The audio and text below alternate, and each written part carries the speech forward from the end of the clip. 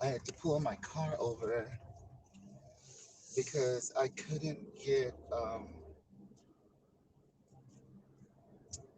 the internet to work until I got like halfway over to this area. But I'm running errands, and I just wanted to come on to all of my platforms and say hi. Happy day of trans visibility. And, we're just doing a remembrance, and I am part of that collective. So I am definitely on my platform saying, Happy Trans Day of Visibility. We all need to be seen. We all need to be heard. We all have voices, and our voices is very important right here and right now. And I'm going to tell you why. Because here in Arkansas, Arkansas, Arkansas, however y'all pronounce it, they have passed the legislative bill. It's a HB, oops, HB 1750, HB 1750, I believe. I do apologize if I'm getting the numbers backwards, but I believe it's HB 1750, anti-transgender hate bill, passed by our governor of our state, who I guess, feel some kind of way about trans rights. And it's sad because it's almost like they're marginalizing and dividing children from other groups of children, like devaluing trans kids and taking their ability to um, have rights away. And it's really sad to see. And, you know, for me, I just can tell people firsthand, it's not a fun feeling being a kid and having a dysphoria. And dysphoria, it doesn't go away. Like you wake up every day with your brain telling you that you are a girl or you are a boy or somewhere in between. There's a lot of categories to be your brain can slice up into. And it causes you to not be able to function in school. You can't hardly study because you're constantly aware of yourself, and you don't have the language to explain that to anybody. Your parents aren't going to understand because they're not having a dysphoria, so they don't really know what to do with you. And I can only speak for myself. I'm not speaking for anybody else. I can only speak for my childhood. But I can only imagine with this bill, going to school is going to be really hard for a lot of children if it is enacted into law, which I have a feeling that I don't know if they'll be able to stop it. 22 other states, by the way, have decided to pick on transgender children. They have created their own laws as well. And so, taking their rights from medicine and to be able to see a doctor is really important, especially at a very young age. They need to be having counseling, psychologists, and a doctor. They need all three. And, you know, for me, it was very difficult. Elementary school, very difficult. Middle school, extremely difficult. High school. College, extremely difficult.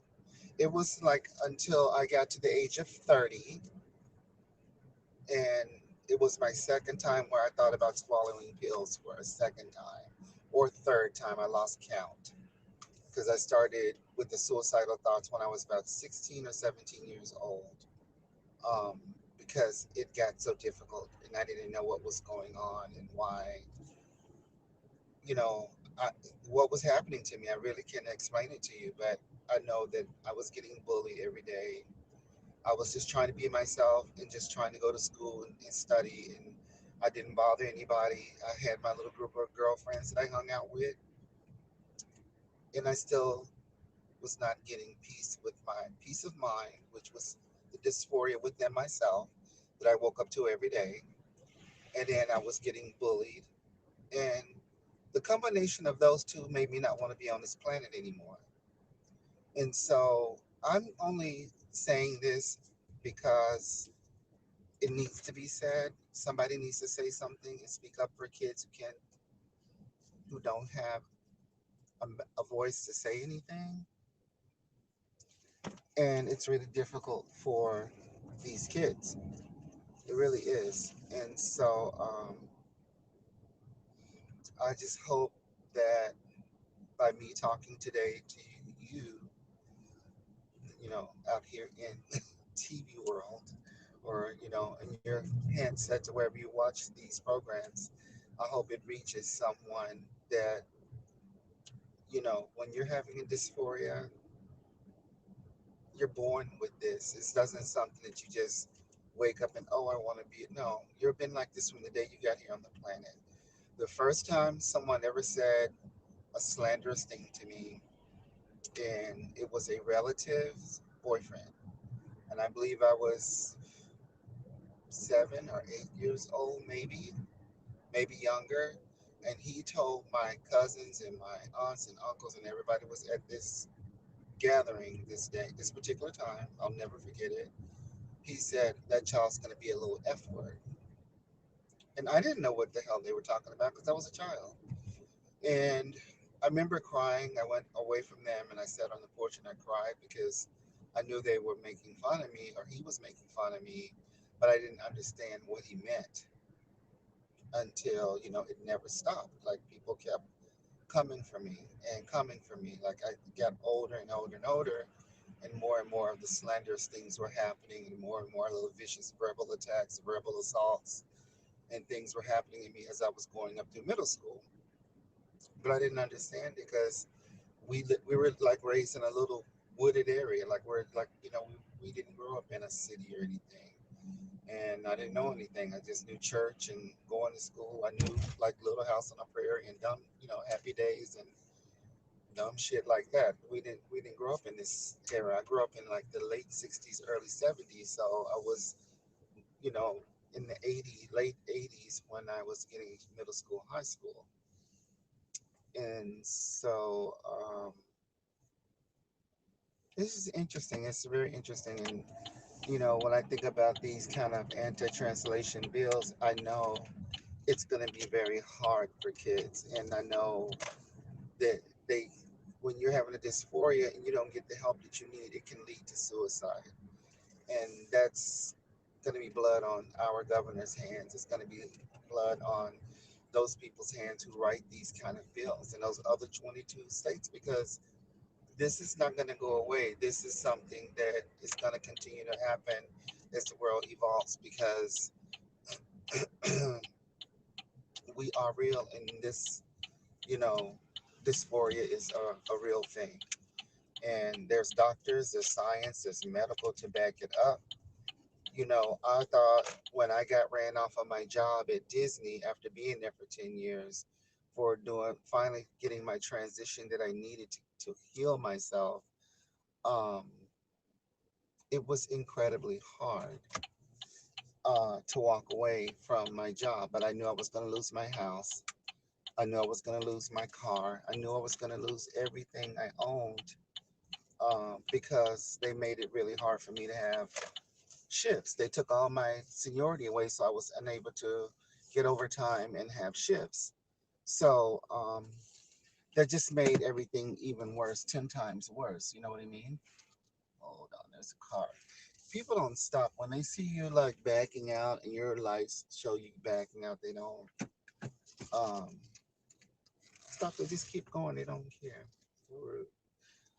Um, and so, my door.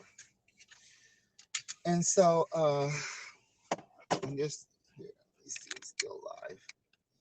And so, when you're having when I knew I was going to lose everything from my job and I have to walk away, I had to make a decision to just go ahead and leave, because I knew there was no way I could support myself on the hours that I was getting, and I couldn't get the overtime. Even though I had the highest seniority, my boss just was so envious and so jealous of me that she just allowed all of this, she just kind of took an axe and chopped away all my my shifts, and I had one little bathroom that I could use. It was very far, far away, so it would take me all of my break time to walk to that bathroom, use the bathroom really quickly, and walk all the way back. By the time I walk back, that's no break. I have to be back on the set out in the hot sun in a costume.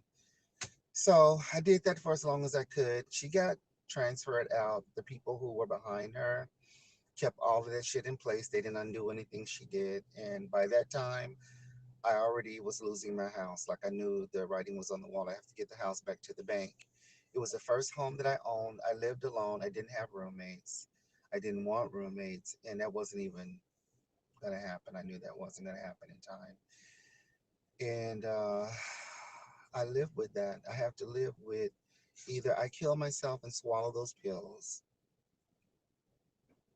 or I go ahead and transition because I finally figured it out. Oh my God, I never knew what trans men, never even heard of that. I just, people constantly telling me you're gay, you're gay. I'm not gay, bitch. I don't, there's nothing about me that's gay. Like I don't feel like a boy. My brain isn't thinking about boys. I don't even like boy parts on my body. So I know for a fact from way back when, even when he was calling me that, I knew that wasn't the situation. I knew something was wrong. I just didn't know it was trans. I didn't ever heard of that. So I'm telling you from my own experience as a child growing up with a dysphoria, it's real. And I went to psychologist, and I did all of the doctors and all the bullshit. It took me a very long time to transition because my boss got involved and made me lose my job, which sent me on a trajectory of moving back and forth to Florida, to Arkansas, to Arizona, to Las Vegas, Nevada, and back to Arkansas, then up to upstate New York. It sent me on a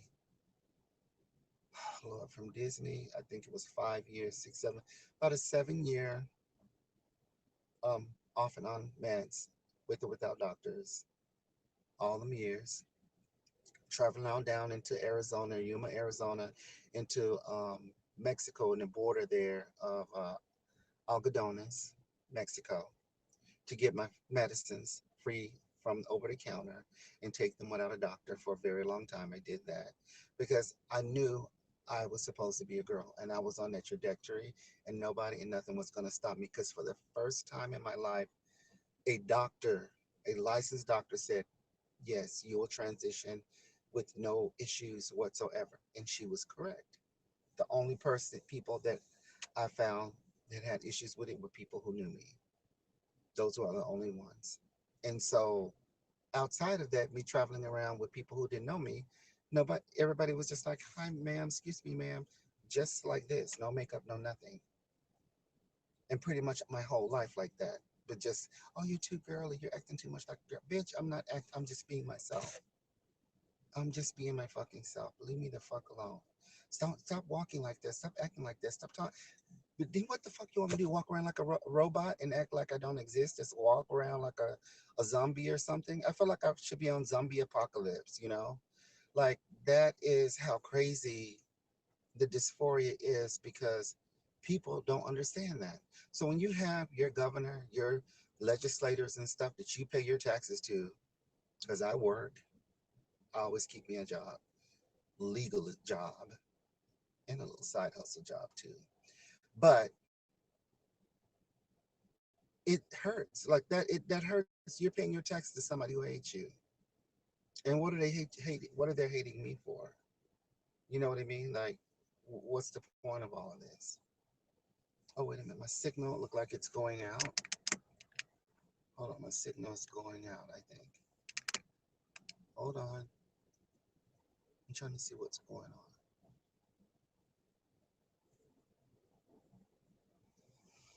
So, I just want to reiterate it's Trans Day of Remembrance. I'm sharing some of my life and my story with you guys just on this day. So, those who don't have context, maybe you can just take my personal story of my journey. It's all on my YouTube channel. I have talked about this so many times, so I'm like blue in the face. I had a lot of followers at one point. I don't really have that many followers anymore. But if you want to go on my YouTube channel, it is Princess Ariel M, like the M, like an M at the end. So it's Princess Ariel M. You like, share, and subscribe. And like, share, and subscribe. And if you go through my channel, there's a lot of videos there, but you can see some of my talks about my time at Disney. A lot of that. A lot of times I talk about my childhood as well. But I feel very grateful that I made it through all of that. It was not an easy life, I would say. I'm grateful to my parents because my mom really kept us in church and everything. She didn't know what a dysphoria was herself. But when it came to my suicide and trying taking attempts, thinking about, talking about taking pills and shit, she jumped in and said, "Look, I love you. Don't do it." And I was about 16 or 17 at that time. By the time I hit 30 years old, I hit that plateau again. I was at Disney, had been there for years, doing very well with the company, working my way up, but still have the dysphoria and still not quite getting a foot of why do I feel this way? And just happened to meet this girl. I think God just put this girl in my life, at the right time. And she kind of said to me, "You're a girl, like you're not a boy." Like she couldn't speak English very well. She was from Mexico. She's very beautiful. She looked like a model. And we hung out for a while. And with the help of her, I learned what trans was. And for the first time, I was able to go seek out help, seek doctors, seek psychiatrists, and they all confirmed, boom, bitch, go on, do your transition and be happy. And from that day, I didn't have a suicidal thought anymore. I am exhausted with the treatment of us, and I'm saddened every time I see a girl gets murdered and gets killed, by their boyfriends and men that's supposed to care about them and love them. And it's devastating to keep seeing that over and over and over and over again. But even I had issues dating, and I'm single now, was married to someone. We're divorced. It was an out of the country marriage. So it wasn't legal, thank God. I got away from that fool. And I've been by myself for about 11 years, 12 years, and I'm happy being by myself. And I don't have any issues anymore. I've accepted that, everybody can have that fairy tale life of marriage and kids and all that. I have dogs and birds and fish and critters and stuff. So those are my children. And I just accepted that. I love kids. I love the idea of family, but I think for me to babysit a guy and give all of myself to him and then have to lose my identity to be with somebody, I can't do it because I'm an artistic person. I have a theater degree for one. I'm a performance artist. I work with my hands, creating and sewing, and I have to constantly keep doing this kind of stuff. And if I'm with somebody who doesn't appreciate that, and they want to tell me, "Oh, that's dumb, that's stupid, your career as a teacher, being a teacher is dumb, teachers don't make any money, you're stupid, I'm a lawyer, I'm all that," then bitch, goodbye, deuces, I don't want to be with you. You're sucking the life out of me. When I go to sleep at night, you hit me and punch me and give me a concussion because I'm snoring. Who does that? And I mean, millions of people snore. What the hell? In a two-bedroom flat that I paid for. So if I was snoring so bad, after you walked me all through the pyramids and walked me all through the desert looking at artifacts and shit all day, and I'm tired and I get back to our apartment and I crash, you punch me and hit me in my head and wake me up. I deserve that. I'll wait. I hear crickets. So somehow I deserve what I got. Okay. This is the world that we live in. Never forget. And so I'm by myself now. Like I gave it a good try and I was like, you know what, I can do bad all by myself and I can make myself happier. Because I know, you know, the world that we live in, I'm very realistic about things. And I want to see people happy, and especially, I don't like seeing people get murdered and killed. And this kind of thing because it's like, what are you killing him for? She just crapped out 10 kids over there. One of them probably going to be gay or trans or somewhere in them little alphabets. One of them kids going to fall in there. So what's the point of keep killing and murdering people? You know, you're just killing your community off, and for what? So I hope that this video reaches where it needs to reach to. It's not been going very far, maybe 10 views, if that, across my platforms because I've gotten freezed out for whatever reason. And so I'm trying out Haps because this kind of cross integrates three of my platforms, which is Instagram, Ariel's. I lost one of my Ariel Amy Mermaid um, platform, so I added a Ariel with a Z Mermaid um, Ariel. It's Emmy? No, it's Ariel with a Z Emmy Mermaid. That's on Instagram, and that's my new Instagram because the other one was Ariel Emmy Mermaid. I can't get into it. I got freeze out of it because I lost my email, and they won't allow you to switch the emails to get it back. So that one's just stuck in limbo. Eventually, I guess they'll erase everything out. I don't know. But the new one is Ariel with a Z, Emmy Mermaid. And then I'm on Facebook, Ariel Emmy. And then I just told you that oh my God, my brain just went out. YouTube, which is um, Emmy Ariel. No, Princess Ariel M. Sorry, good Lord. So it says Paulo de la Hoya. Hello from Los Angeles. Oh, he's a moderator. Hi, my moderator. How are you? I'm so happy. So happy Trans Day of Remembrance. I've already shared my stories. I need to go in the store now and grab some supplies. I'm supposed to be doing a tie-dye dress, but we'll see. And it says, give it award super heart. Oh, thank you. You're so kind. And I hope everyone has a wonderful day today. I mean, it is, cold here in Arkansas. We got like a cold freeze. It's been raining like ice, the pebbly ice, like sleet or whatever, off and on. And it's very overhaze. The sun peeks in and out and it starts raining. It's like a weird day today. So, um, you know, please, check on your women. I got another guy again about a week ago, almost a week ago, follow me through the store. Well, he didn't follow me. He saw me at the checkout, the self checkout, and he was in customer service with three other guys. And he decided to kind of like bother me, like just start like over and over again, like, hi, sweetie, hi, pretty, how are you, blah, blah, blah. And I was just kind of running out to grab some stuff from my dog. Like I needed some pumpkin for his stomach was upset.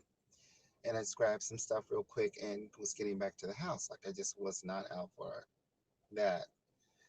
And he just kept on. Like I was just not acknowledging him. Like I didn't say hi. I didn't look. I just looked at him like, who the hell are you and why are you trying to flirt with me or whatever? But I didn't say anything. Like I just looked at him and I looked back down and he was watching like everything I did.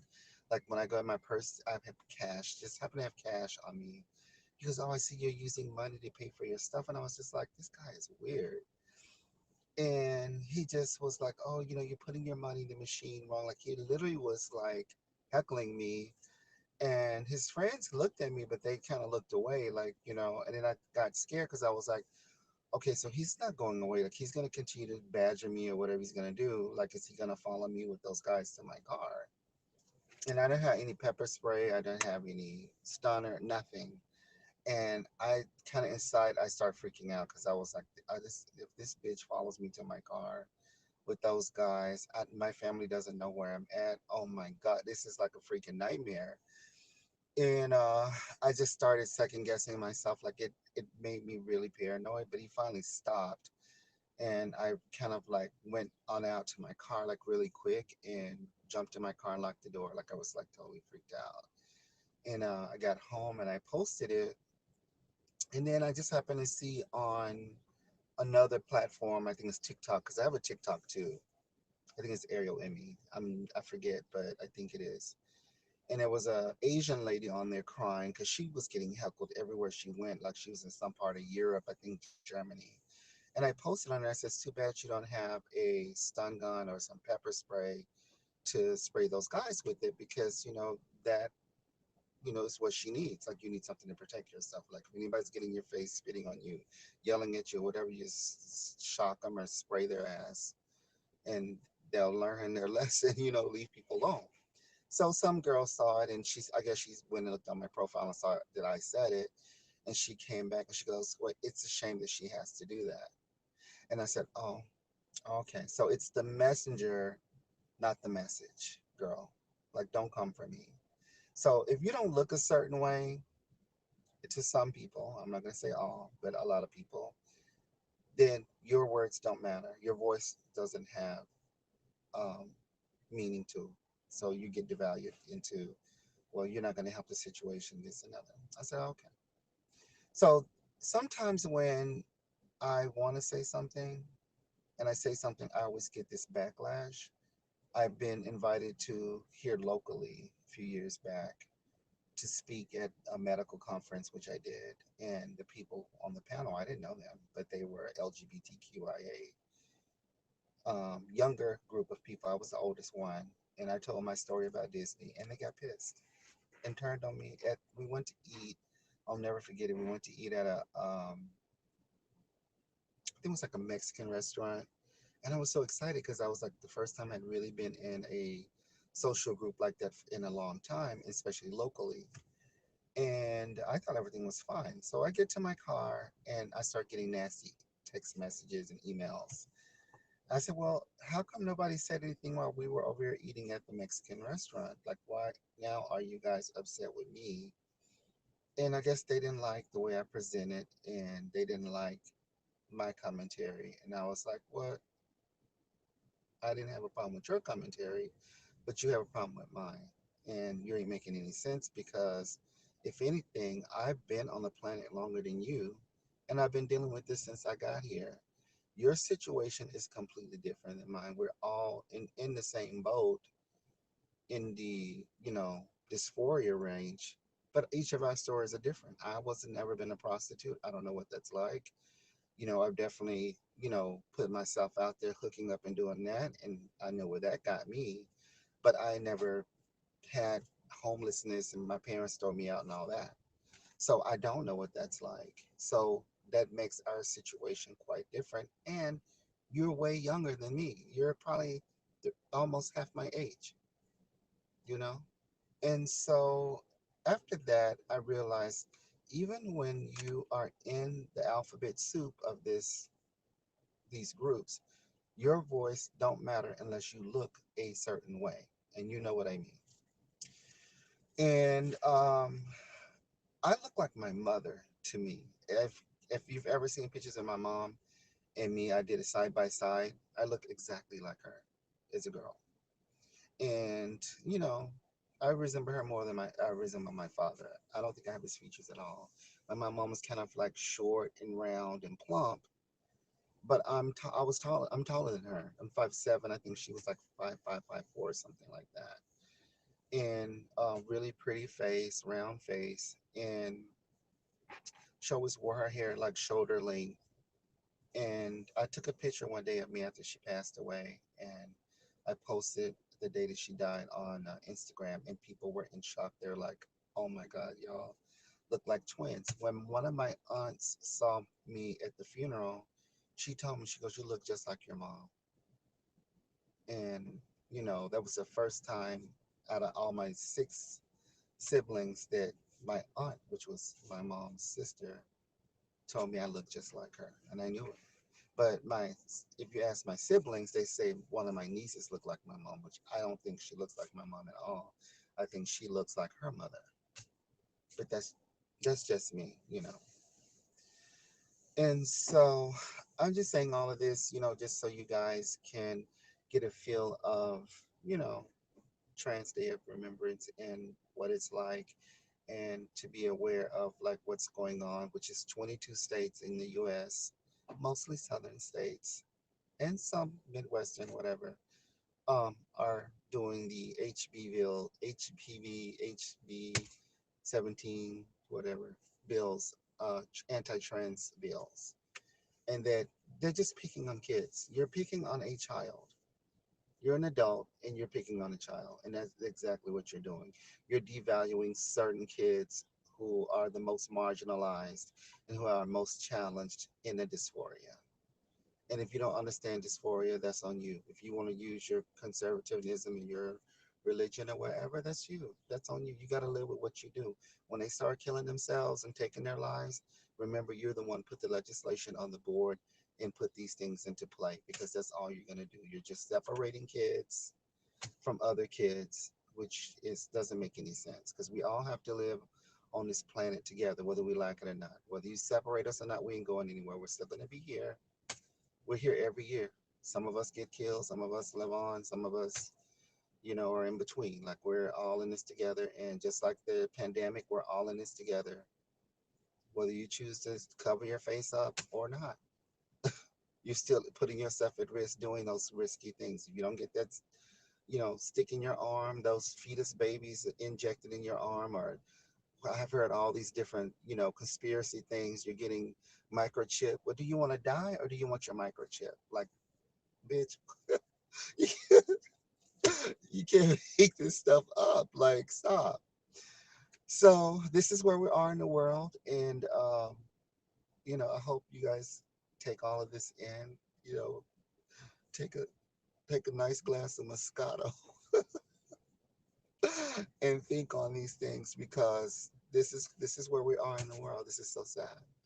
We're in the middle of a pandemic, and they're putting anti-translation bills and anti-abortion bills on our board, our up, passing them here in this state. Just this is where people's heads is. They need to think about the damn pandemic. So put your mask on, wash your hands. That's all I can say. And go get your arm stick, because this is not going away. It is not going away. So thank you guys so much for listening in. And I hope you have a wonderful day. And I will be back soon, I'm sure. Bye.